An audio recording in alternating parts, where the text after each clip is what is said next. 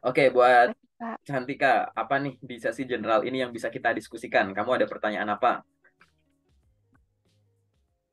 tentang job portal di LinkedIn sih, Pak. Oke, Kan LinkedIn. seringkali Gimana tuh, soal LinkedIn? Mm-mm, jadi kan seringkali tuh kita lihat lowongan-lowongan di LinkedIn lah banyak tuh, Pak. mm-mm. Jadi ada satu web yang kita harus masuk ke web dia. Kan Betul, kita harus daftar lagi nih, masuk betul, ke web dia gimana. betul. Ah, itu seringkali kayak tag in atau job portal yang nggak pernah kita dengar sebelumnya. Maksudnya saya juga Mm-mm, belum pernah buat gitu. mm-mm, Terus mm-mm. pas saya lamar juga panggilannya nggak ada, prosesnya juga nggak ada. Itu gimana? Oke, aku kasih tahu dulu ya. Lowongan pekerjaan bisa ditemukan banyak sekali di LinkedIn, betul. Tapi Tuh. lowongan pekerjaan ada di LinkedIn, dia bentuknya macam-macam. Ada yang ada di menu job, yang di atas itu menu job, di mana di menu job ini nanti ada yang memang kamu lamarnya tuh memang lewat LinkedIn ini, gitu. Ya, Next, next, next, next, apply gitu ya. Ada yang nanti kamu di backlink, dilempar ke link lain, kayak gitu. iya, Ada. Ada yang lokernya itu berasal dari postingan official LinkedIn-nya perusahaan. Ada PT ABCD, dia posting loker di sana. Ada. Ada yang berasal dari postingan recruiter. Jadi HR-nya perusahaan tersebut posting di akun pribadinya. Kalau yang barusan itu official perusahaan posting di LinkedIn-nya, kalau yang ini HR-nya yang posting di LinkedIn dia sendiri. Ada. iya, Ada yang di-share atau di-reshare dan repost sama orang. Jadi banyak orang yang dia akan nge-reshare atau repost di LinkedIn gitu. Orang-orang yang mungkin kamu udah tahu ya banyak-banyak akun yang menghimpun banyak loker dan di-post ulang di LinkedIn. iya, Baik itu di-post oleh individu yang nge-reshare, repost, baik oleh suatu bentuk grup gitu misalkan. Infoloker ini gitu. Dia ada di iya, LinkedIn tapi dia juga nge-reshare atau repost postingan asli LinkedIn kayak gitu. Kita ngomongin yang di dalam LinkedIn dulu ya gitu. Dan itu semuanya iya, bentuknya di situ. Lalu apa yang harus kita lakukan untuk lamar kerja? Ini aku sebelum masuk ke pertanyaanmu. Yang harus dilakukan adalah yang termudah dan termudah dilamar dan termudah divalidasi. Termudah divalidasi itu gimana? Ya postingan yang asli dari HR perusahaan tersebut itu yang kamu follow up dulu, paham nggak? Jadi begitu buka iya, LinkedIn, cari loker-loker yang diposting sama HRD itu. Kalau udah valid, yang posting itu HRD perusahaan itu. Terus apa lagi? Ya yang diposting oleh official LinkedIn perusahaan itu, gitu. Kan itu kan jadi lebih valid, gitu. Jadi lebih mudah untuk mengirimkan lamaran. Karena begitu kita lihat loker, yang kita lihat kan nggak cuma ini cocok dengan saya nggak, tapi kan asli atau nggak, masih berlaku nggak, iya, gitu. Nah itu kan paling mudah yang bersumber dari official LinkedIn pemposting dan official HR-nya lah paling gampang. Atau kadang ada yang karyawan sana usernya gitu-gitu. Ini kan paling gampang di cross check-nya gitu. Itu yang iya, diduluin. Baru yang selanjutnya adalah yang sedikit ada effort gitu. Misalkan apa? Yang ada di menu job atas. Kalau yang ada di menu job itu kamu ngelamarnya via LinkedIn itu langsung gitu, itu juga mudah untuk divalidasi. Karena kadang kan akan muncul mungkin kamu pernah lihat pempostingnya itu siapa, gitu. Owner dari loker itu siapa gitu. Itu enak, oke. Okay? Tapi kalau kamu udah bukan dari tangan pertama lah ya ibaratnya, baik itu yang di reshare atau repost orang atau suatu grup gitu yang ada di LinkedIn di reshare gitu, begitu kamu lihat lokernya kan kamu harus cek dulu bener nggak ini berasal dari situ gitu. Kalau yang berasal dari LinkedIn enak. Kan kadang reshare atau repost itu kan mention sumber aslinya. Infoloker dari Bu ada at siapa, Bu Cantika misalkan, terus di repost sama dia. Kamu tinggal ngeklik akunnya Bu Cantika ini beneran ada di posting. Oh benar, ini dia reshare dari sini, gampang. Bener nggak? Kayak gitu. Nah, yang jadi sedikit lebih rumit adalah yang tadi yang kamu bilang bahwa dilempar ke link lain. Oke, iya, dilempar ke tempat lain. Lemparnya ada ke website, ada yang ke sejenis Google Form, bahkan ada yang ke WA, kayak gitu. Ada iya, yang ke ada yang ke email pun juga kayaknya nggak email ya, lebih ketiga ini gitu. Nah, kalau udah semacam itu, yang harus dilakukan apa? Kamu validasi dulu lokernya. Ingat ya, LinkedIn pun ada loker palsu. gitu. Nanti aku kasih contoh tuh, contoh loker palsu di LinkedIn kayak gimana. Jadi infonya itu nggak jelas, pemilik lokernya juga nggak jelas, kayak gitu. Di cross check di official sosmednya, maksudnya official LinkedIn-nya dulu ya paling gampang. Perusahaan nggak ada, diposting sama HR-nya juga enggak, terus tiba-tiba muncul itu dan nggak lazim bentuknya, gitu. Kok PT ini pakainya ngarahinya ke WA sih? Kenapa kok ini ngarahinya ke web yang kita nggak tahu dan lain-lain gitu. Nah itu hati-hati tanda tanya dulu. Biasanya orang-orang yang udah terbiasa ngelihat ngelihat bentuk-bentuk itu, ya aku dan orang lain misal banyak lah di luar sana, tuh udah tahu tuh bahwa ini tetap asli kok, gitu. Situs ini tuh asli gitu. Itu memang halaman rekrutmennya mereka gitu. Tapi kalau enggak gitu, ditahan dulu gitu. Ditahan buat apa? Satu, kamu follow up locker yang tadi dulu yang paling mudah divalidasi. Yang kedua, mungkin bisa ditanyakan gitu. Ditanyakan ke website official LinkedIn atau HR dari perusahaan tersebut. Caranya gimana? Bisa kamu connect dulu. Kalau nggak connect, kan locker itu kan kamu bisa ambil URL-nya tuh, ya kan? Nah, official LinkedIn perusahaan kan suka bikin postingan. Komen aja di postingan terakhirnya apa, gitu. Mungkin nggak terlalu nyambung, nggak apa-apa. Karena kan kamu nggak bisa ini. Kamu nanya aja di komen itu. Selamat siang, Pak. Mohon informasinya.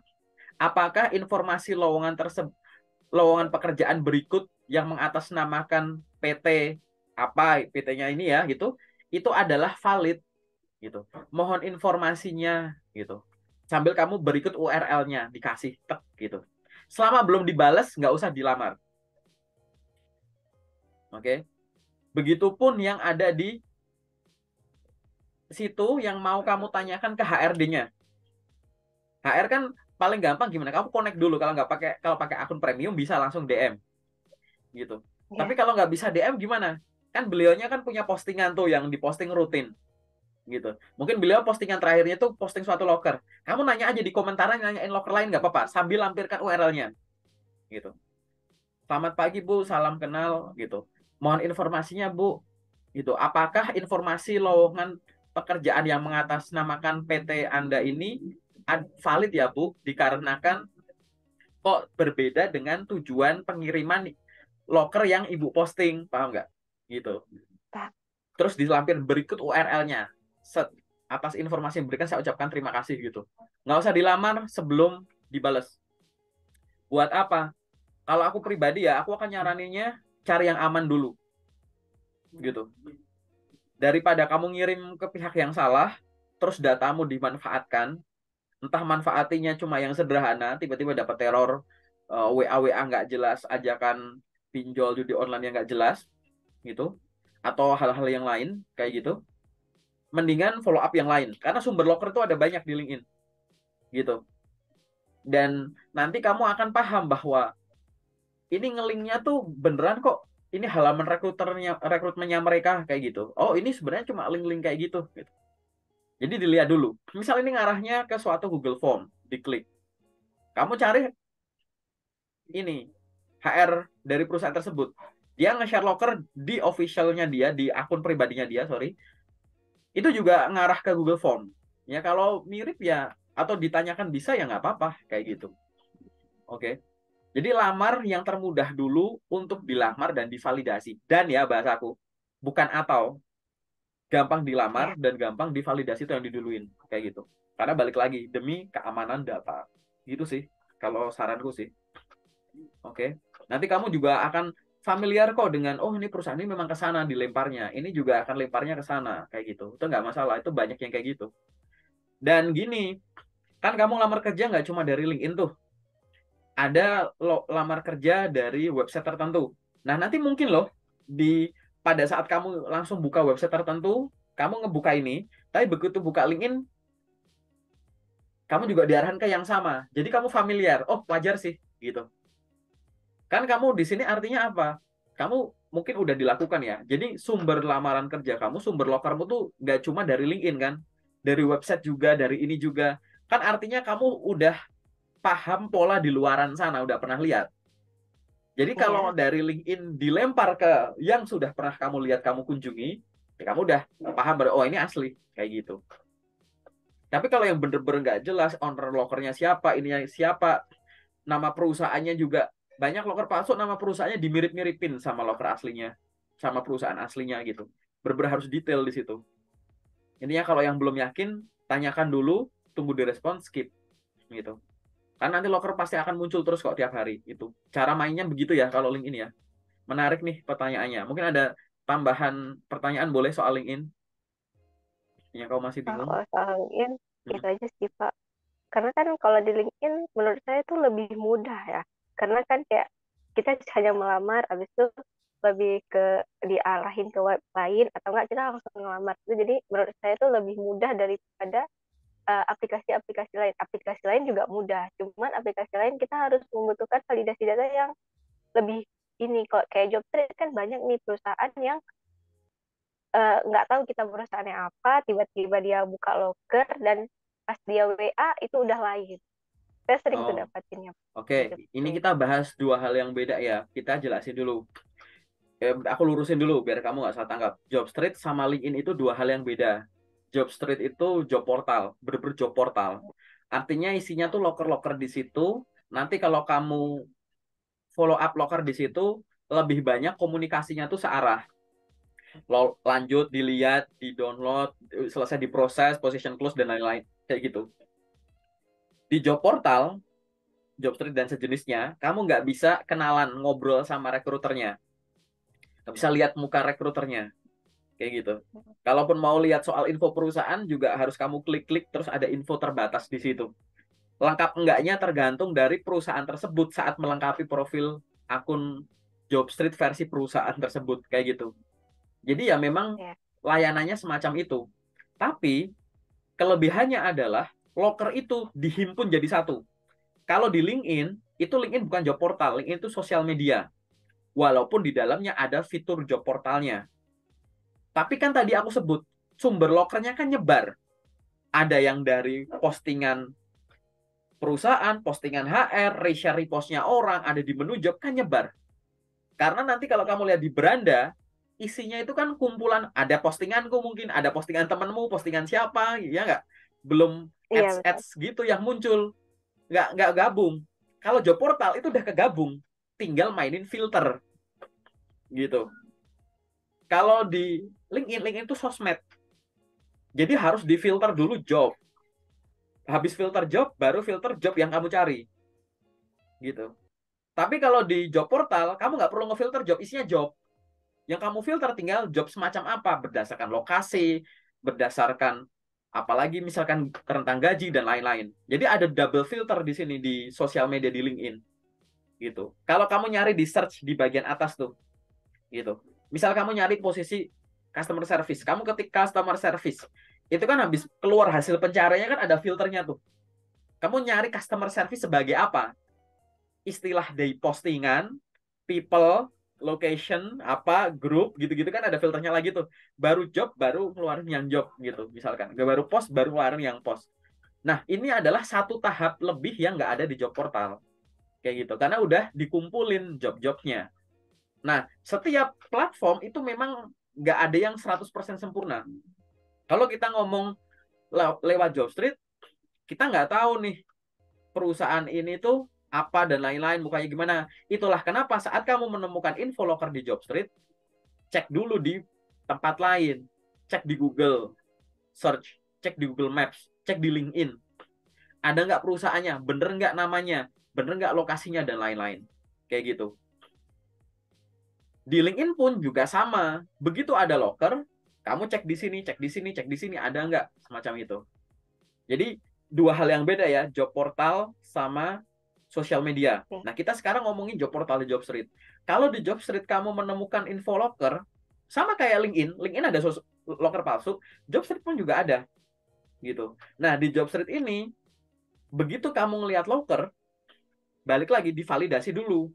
Jangan lengah hanya karena kemudahannya yang tinggal baca, next, next, next, promosi dikit, kirim gitu.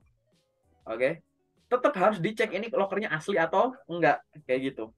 Ketahuan nanti dari profil akun perusahaannya di akun Jobstreet tersebut, terus dengan loker-loker yang dia posting. Kadang kan banyak perusahaan yang di Jobstreet itu posting nggak cuma satu loker tuh, ada banyak gitu-gitu. Dengan baca aja nanti udah ketahuan kok kayak gimana ya, gitu. Nah, setelah udah kayak begitu, balik lagi Jobstreet pun juga ada loker palsu, gitu. Banyak loker-loker palsu yang berasal dari Jobstreet itu yang bentuknya itu nanti mungkin kamu udah pernah lihat di grup loker yang template-nya begitu-begitu tuh, cuma ganti-ganti nama nama perusahaan, terus tiba-tiba ada nomor halampiran, nah ini website, ini lokasi gini, terus ada info berlebihan lah yang ada di panggilan tesnya gitu. Kenapa kok daftarnya perusahaan A, terus habis itu yang manggil perusahaan B kayak gitu, dan lokasinya nggak jelas, ini nggak jelas dan lain-lain. Dan banyak dari teman-teman di grup yang bilang, oh ini saya ini daftar di Jobstreet Kak gitu. Saya daftar perusahaannya namanya ini, tapi kok kayak gini ya gitu. Namanya sama tapi posisinya beda dan lain-lain kayak gitu. Dan mungkin menurutku pihak Jobstreet sendiri juga sudah mengidentifikasi adanya loker palsu ini gitu. Tapi kan pasti untuk ngefilter itu kan butuh bantuan kita sebagai kandidat juga. Jadi aku yakin bahwa tim Jobstreet udah menyadari ini, dia juga udah bersih-bersih terkait dengan loker palsu, tapi dia juga butuh dari sudut pandang kita sebagai job seeker karena lokernya banyak banget. Makanya kalau kamu lihat buka akun Jobstreet, ada loker gitu. Kalau kamu scroll ke bawah, di bagian bawah ada tulisan laporkan lowongan ini gitu. Nah, menu itu dulu nggak ada. Seingatku waktu aku pakai Jobstreet ya, aku kan pengguna Jobstreet banget nih gitu. Dulu tuh nggak ada menu itu. Tapi akhir-akhir ini aku lihat, mungkin udah agak lama, mungkin aku kurang update aja karena nggak pernah buka. Itu ada tulisan itu, laporkan lamaran lowongan ini. Gunanya untuk apa? Membantu tim mereka ngasih tahu nih loh ada yang palsu. Karena nanti di situ setelah ngelaporin kamu bisa ngasih kronologisnya gitu, gitu. Bahkan kalau kamu pengen tahu, buka akun Jobstreet di LinkedIn. Jadi Jobstreet itu punya akun LinkedIn. Terus kalau dia bikin postingan, kamu komen aja di situ. Biar aku pengen kamu lakuin ya, biar kamu punya journey-nya. Komen aja gini, selamat pagi atau selamat siang tim Jobstreet, mohon informasinya. Bagaimana cara saya melaporkan info loker dan panggilan kerja palsu yang saya peroleh. Nanti pasti di fast respon dan nanti akan diarahin ke emailnya mereka. Ada email ibarat kayak customer care-nya gitu ya, untuk keluhan tersebut. Jadi ada dua cara kamu ngelaporin loker palsunya. Yang pertama dari menu job itu terus diklik laporkan. Nah, tapi ini juga bisa nggak berlaku. Kenapa? Mungkin tadi kamu ngelamarnya apa, panggilnya apa, terus kamu cari di historinya nggak ketemu. Atau kadang lokernya ini tuh cuma muncul 1 hari, habis itu hilang. Jadi nggak sempet kamu klik laporkan gitu loh. Gitu. Nah, caranya yang kedua adalah lewat email tadi. Nah, kamu kan harus megang emailnya dan kamu nggak tahu kan email untuk pengaduan itu kan ke mereka. Nah, saranku nanti ya dilakuin ya. Nanti kamu iseng aja buka akun Jobstreet yang ada di LinkedIn, komen aja gitu. Mohon informasi bagaimana cara saya melaporkan lowongan kerja dan panggilan kerja palsu dari platform Anda yang saya peroleh. Nanti diarahin Kak, silahkan email ke sini gitu. Nah, nanti untuk email ke sana, kamu sampaikan kronologis. Berikut saya ingin melaporkan job scam misalkan. Berikut saya ingin melaporkan info loker palsu dan panggilan kerja palsu yang saya sendiri peroleh. Kamu sampaikan aja, saya melamar ke PT ini untuk posisi ini, namun yang saya terima adalah sebagai berikut. Kamu langsung tuh yang ada di WA kamu, panggilan kerja palsunya itu, teksnya kamu copy paste tuh kalau perlu. Kalau enggak, kamu masukin ke Word, bikin kronologis gitu loh. Atau kalau di screenshot kan mungkin di screenshot boleh ada screenshotnya. Tapi habis itu ada teksnya yang kamu juga copy paste ulang ke Word itu gitu. Terus ada nomornya kamu tulis juga di situ. Word-nya ini kamu convert jadi PDF. PDF-nya kamu lampirin pada saat kamu ngirim email. Gitu. Paham nggak caranya? Itu cara ngelapornya gitu. Itu adalah cara yang sama yang aku lakuin untuk ngelaporin loker-loker palsunya LinkedIn. Gitu. Aku cukup akrab ya sama customer service-nya LinkedIn ya. Aku ngelaporin loker palsu atau akun palsu. Di LinkedIn ada akun palsu gitu. Itu aku ngirimnya begitu. Aku kasih kronologi singkat di body email, terus di lampiran itu lengkap banget. PDF berhalaman-halaman, kadang PPT itu. Biar mereka lihat saya ngelakuin ini. Nah, ini kamu lakukan bisa bermanfaat bagi banyak hal. Pertama, buat kamu sendiri. Makin kamu sering lapor, makin kamu pinter. Nanti kamu mata itu bisa lihat, nggak usah apply, kamu lihat, ah ini palsu. Ah ini ya gitu. Kamu udah punya journey-nya, punya kepekaan itu. Oke. Yang kedua, kamu ngelindungin job seeker lain gitu. Karena dengan kamu laporin gitu, pasti kan ada antisipasi, mitigasi atau tindak lanjut yang dilakukan kan oleh tim job street kayak gitu. Yang ketiga, kamu ngebantu jaga komunitas ekosistemnya job street gitu. Perusahaan itu pasti juga diuntungkan. Mungkin kalau cuma kamu doang nggak terlalu kelihatan mungkin, tapi pasti kan tetap berpengaruh. Bayangin kalau hal itu digerakkan sama seluruh orang warga Indonesia yang aktif di job street. Begitu ada yang palsu langsung ngirim, ada palsu langsung ngirim. Mereka kan kekumpul data tuh, data-data loker palsu gitu yang nyebar. Nanti mereka pasti akan bisa mengembangkan sistem filtering yang lebih bagus lagi gitu. Kayak kamu udah ngasih feedback, kan mereka kan butuh feedback ya kayak gitu. Nah, ini hal-hal yang menguntungkan dua belah pihak dan ini kamu harus lakukan. Dan aku pengen nanti video ini kamu share ke teman-teman kampusmu misalkan gitu. Biar mereka paham cara nyari di Jobstreet dan di LinkedIn.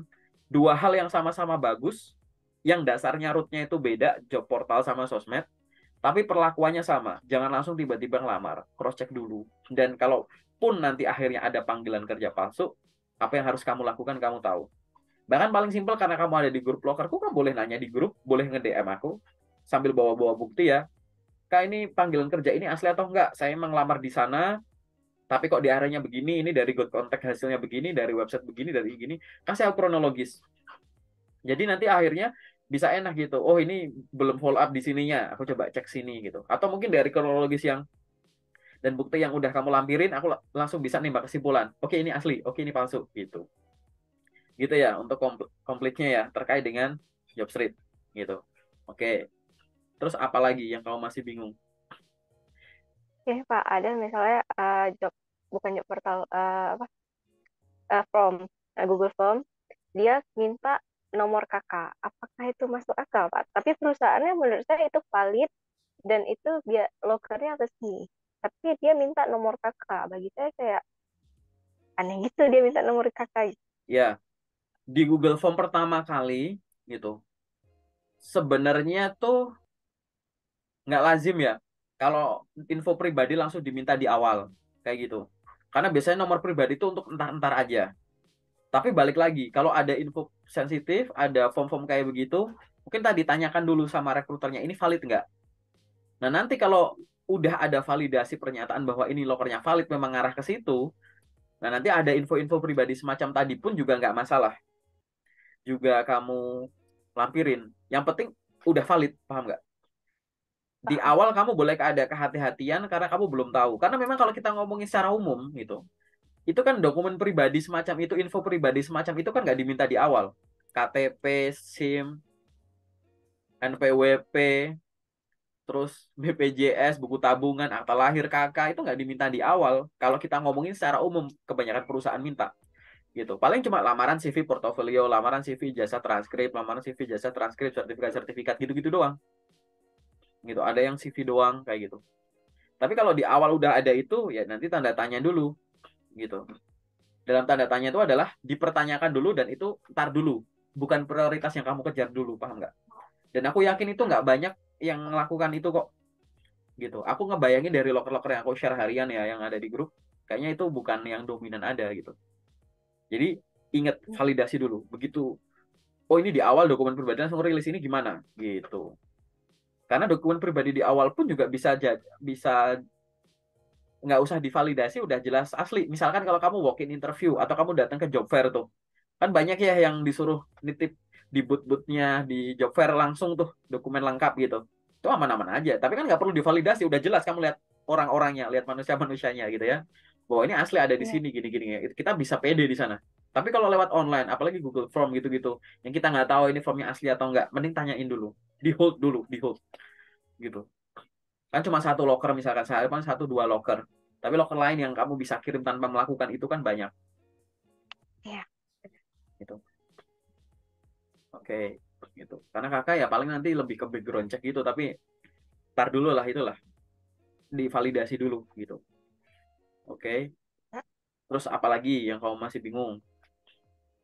Sih Pak, kalau ada panggilan interview, tapi kan harus ke kantornya. Saya kan berhubung saya jauh nih dari daerahnya, saya juga harus ke sana. Ini masih tahap awal. Jadi saya boleh nggak minta ke HR-nya untuk melakukan interview online? Oke. Nomor satu, jadi gini, kita berhak untuk melakukan negosiasi. Oke, kita berhak untuk melakukan negosiasi atau reschedule. Nomor dua, negosiasi atau reschedule yang diajukan itu sifatnya usulan. Artinya, kamu mengajukan dengan kesadaran bahwa perusahaan berhak untuk setuju atau enggak. Oke, itu nomor dua. Yang nomor tiga, kamu harus menerima resiko kemungkinan yang akan terjadi saat kamu mengajukan usulan atau reschedule. Maksudnya resiko itu adalah ya kalau ditolak ya kamu harus terima, kalau diterima ya harus terima, paham nggak? Gitu. Paham. Nah, kita sekarang ngomongin terkait dengan usulan tadi. Usulan tadi itu bisa terkait dengan kita ngomongin reschedule. Reschedule itu bisa reschedule waktu. Aku kasih nomor 4 deh. Nomor 3 aja deh. Reschedule waktu. Reschedule waktu ini bisa hari yang sama waktunya beda, bisa harinya beda, waktunya beda, tapi kamu menyampaikan usulanmu. Gitu. Saya ingin mengajukan reschedule yang tadinya tanggal sekian jam sekian menjadi tanggal sekian jam sekian, kayak gitu. Ngajuin gitu nggak apa-apa sambil nyebut, walaupun mereka nanti aksesnya di tanggal lain nggak apa-apa. Ini aku ngomong reschedule waktu. Oke. Yang kedua, usulan atau reschedule, bukan schedule namanya ya, media gitu. Usulan media. Yang tadinya offline, kamu minta online. Boleh nggak mengajukan itu? Boleh. Oke. Sampaikan saja gitu bahwa saya ingin mengajukan gitu. Untuk interview ini apakah dapat dilakukan secara online? Macam itu bahasanya lah. Nanti dikembangkan sendiri kayak gitu. Nah, di sini kamu boleh tuh ngerubah itu. Boleh ngerubah media plus ngerubah jadwal. Boleh ngerubah media tanpa ngerubah jadwal. Kan namanya usulan. Tapi tetap sebut. Kalau ada ngerubah jadwal juga, media ini jadi ini, yang tadinya tanggal sekian jadi sekian. Kalau memang ada alasan yang sangat kuat di situ, yang harus kamu sebutkan bahwa saya harus tetap di sini karena saya harus mengurus ini itu. Maksudnya hubungannya sama akademik ini belum kelar misalkan, gitu. Atau sesuatu, kamu boleh sampaikan. Oke? Tapi tetap dengan kesadaran resiko diperbolehkan atau enggak. Dulu, sewaktu momen COVID, banyak yang sering diperbolehkan. Sekarang, waktu udah nggak COVID, ada yang tetap boleh tanpa kamu minta, malah dia pengen online dulu kayak gitu. Ada yang tetap tidak diperbolehkan gitu. Nah, nanti ke depan gimana? Skenario ke depan.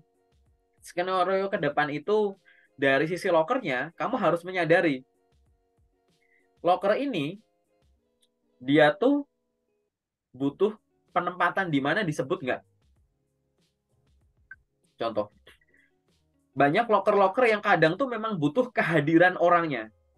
Karena penjelasan atau tes yang dinilai melalui online nggak cukup. Atau mungkin memang bisa hanya untuk tahap-tahap tertentu, tapi kalau diwawancara atau apa memang harus hadir. Aku nggak cukup nilai kamu cuma lewat frame kecil ini. Kayak gitu. Nah, itu juga jadi pertimbangan. Jadi dari sisi lokernya nanti kamu... Terus kedua, riset soal lokernya. Biasanya perusahaan ini tuh kalau rekrutmen itu akan online dulu atau nggak sih? Kayak gitu. Banyak perusahaan-perusahaan skala global yang dia di awal-awal online-online dulu, online-online assessment dulu, kayak gitu. Ya kan? Dan di situ akhirnya cuma menunda kehadiran aja. Kalau karena mau lolos-lolos, akhirnya kamu juga harus datang ke kota itu, ke daerah itu, ya nggak sih? Kayak gitu. Nah, itu juga buat antisipasi. Ada yang kayak gitu.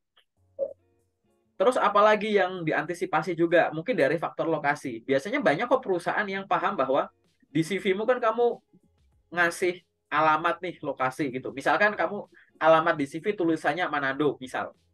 Terus kamu ngelamar kerja di Jakarta gitu. CV tersebut akan dibaca Dan banyak perusahaan yang tahu bahwa aku pengen anak ini, tapi anak ini jauh. Udah kita asesmennya online dulu kita kirimin. Itu ada. Karena kamu naruh lokasi sesuai. Gitu. Beda dengan temen yang dia lokasinya katakanlah lagi di Manado, kuliahnya dulu di Jakarta, tapi dia udah balik ke Manado misal. Terus alamat di CV dia tulis Jakarta. Paham nggak? Begitu ada panggilan offline, ya dia bingung karena disuruh tes langsung ke Jakarta. Ya mungkin CV-nya udah dibaca. Kita sebagai pembaca nggak tahu kalau alamatmu tuh di sini Jakarta, tapi kamu sekarang lagi di Manado, kita nggak tahu. Kita taunya adalah kamu ada Jakarta dan siap untuk tes offline kayak gitu. Makanya faktor lokasi yang ada di CV juga untuk beberapa perusahaan gitu ya, itu juga akan berpengaruh. Tapi kita nggak tahu perusahaan yang mana. Nanti kamu akan paham dari journey, karena yang kamu alami akan beda dengan yang aku alami gitu. Tapi jawaban singkatnya adalah boleh ya gitu. Tapi dengan kesadaran-kesadaran tadi. Sifatnya usulan, sampaikan penggantinya medianya atau waktunya, dan perusahaan punya hak untuk menyetujui atau enggak gitu. Dan kamu harus terima resiko itu sih kayak gitu. Oke, terus apa lagi nih nanti Kak yang mau ditanyakan? Tadi kan Bapak bilang kita riset dulu nih. Kita harus tahu dia online atau enggak. Itu cara kita risetnya gimana ya? Cara risetnya, tadi kan aku bilang bahwa perusahaan itu punya official sosmednya, ya enggak? Mm-mm. Ada Ya, HR gitu. Ada HR juga yang posting-posting gitu. Kamu kenalan tuh sama HRD-nya, connect sama beliau gitu. Ngobrol-ngobrol sampai ada obrolan, mohon informasinya Bu Cantika. Biasanya untuk rekrutmen perusahaan ini itu apakah ada yang dilakukan secara online? Saya tertarik untuk melamar pekerjaan di perusahaan Ibu, namun saya baru terbuka untuk atau saya tertarik untuk itu, namun saya baru terbuka untuk rekrutmen online. Mohon informasinya gitu. Risetnya ya kenalan sama orang-orang kantor itu buat nanya. Nomor satu gitu. Oke. Nomor dua, kamu bisa bisa ngelihat dari mana? Dari urutan postingan-postingan lokernya. Misal HRD-nya atau perusahaannya suka posting-posting begitu, itu mungkin di situ kamu boleh nanya di komentarnya gitu, gitu. Bahwa mohon informasinya gitu. Atau lewat official IG-nya tuh, boleh. IG official perusahaannya, kamu DM ke adminnya. Pak Gimin, jangan Pak Gimin ya. Selamat pagi Pak gitu. Jangan Pak Gimin gitu. Mohon informasinya untuk rekrutmen di perusahaan Anda apakah terbuka untuk yang online semacam itu. Sambil nanya pertanyaan lain boleh ditempelin di mana saya bisa melihat informasi terupdate terkait setiap loker yang sedang terbuka gitu. Dikarenakan saya menemukan beberapa loker palsu yang mengatasnamakan perusahaan Anda. Misalkan gitu, kalau emang real ada loker palsu, kita hubungin tuh dari obrolan kita tadi. Boleh. Nah, riset-riset semacam ini bisa kamu lakukan. Atau yang terakhir adalah riset dari pengalamanmu sendiri. Sekarang kamu lamar apa? Oh, ternyata dia begini ya. Besok ternyata kamu pengen lamar perusahaan itu lagi. Kan udah tahu nih. Oh, kemarin tuh ternyata perusahaan itu harus begini. Riset lagi dari mana? Tanya teman. Kamu lama-lama di suatu perusahaan, teman kamu punya bestie gitu ngobrol gitu bahwa teman-teman ada cerita, aku kemarin rekrutmen ini, ya gimana rekrutmennya? Oh gini loh, gini loh, gini loh, gini. Oh gitu ya gitu. Tanya teman. Lanjut lagi tanya apa? Tanya sosmed. Buka channel YouTube gitu. Banyak orang yang sharing terkait dengan ceritaku sebelum keterima di PT ini gitu-gitu. Dia kan cerita tuh gitu. Dengerin aja ngomong nggak tuh tahap-tahap rekrutmennya gimana gitu. Aku terima di BUMN gini-gini. Ceritaku sebelum menjadi karyawan BUMN misalkan gitu. Ada tuh video-video begitu. Dengerin aja. Ngomong nggak? Kalau nggak ngomong, komen aja gitu. Kamu infonya apakah untuk perusahaan sejenis juga akan dilakukan secara online ya kayak gitu. Gitu. Banyak cara riset sebenarnya. Aku cuma ngasih kamu ide beberapa doang ini. Gitu. Gambar ya, riset itu begitu aja. Dari pengalaman pribadi bisa, dari pengalaman orang bisa, dan nanya gitu. Pengalaman baru kamu nanya itu kan punya pengalaman ya gitu, dapat cerita gitu. Itu adalah cara-cara riset biar kamu tahu gitu. Nah, sementara itu jawabannya. Ada lagi nggak yang kamu masih bingung? Bagus-bagus ya saya pertanyaan rasa kamu ya, di-share ya ke teman-temanmu ya gitu, biar pada paham tuh. ya Pak. Saya rasa Apalagi cukup dulu cukup, untuk cukup. ini. Oke, cukup. kalau udah cukup, kita sekarang masuk ke sesi detail ya, kayak gitu. Oke.